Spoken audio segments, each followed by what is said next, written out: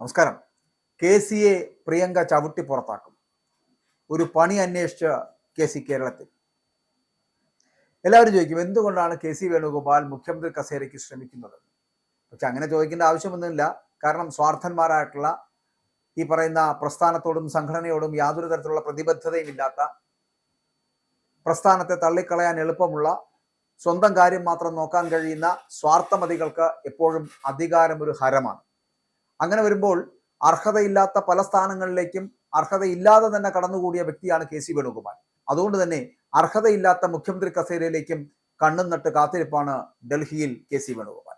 അപ്പോൾ അതുകൊണ്ട് എന്തുകൊണ്ട് മുഖ്യമന്ത്രി കസേരയ്ക്ക് ശ്രമിക്കുന്നു എന്ന് ചോദിച്ചാൽ ചില കാര്യങ്ങൾ അതിനകത്തുണ്ട്. ഇപ്പോൾ ഡൽഹിയിലെ ഹൈക്കമാൻഡിന് സുസ്ഥിരമായിട്ടുള്ള അനുയായികൾ എന്നുള്ളത് കുറവായിട്ടുള്ള ഒരു കാലഘട്ടമാണ് ഇത് എന്ന് എല്ലാവർക്കും അറിയാം. കാരണം എത്ര പേരുണ്ട് കോൺഗ്രസിൽ? വിരലുകൊണ്ട് എണ്ണിത്തീർക്കാവുന്ന ആൾക്കാർക്ക് അപ്പുറമൊന്നും കോൺഗ്രസിനകത്ത് ഇല്ല. വേണുഗോപാൽ കഴിഞ്ഞ 9 വർഷമായിട്ട് ഈ എ.ഐ.സി.സിയുടെ ജനറൽ സെക്രട്ടറി സ്ഥാനമൊക്കെ അലങ്കരിച്ചിരിപ്പുണ്ട്. കോൺഗ്രസ് സംഘടനാ ചുമതലയുള്ള ജനറൽ സെക്രട്ടറിയാണ് കെ.സി വേണുഗോപാൽ.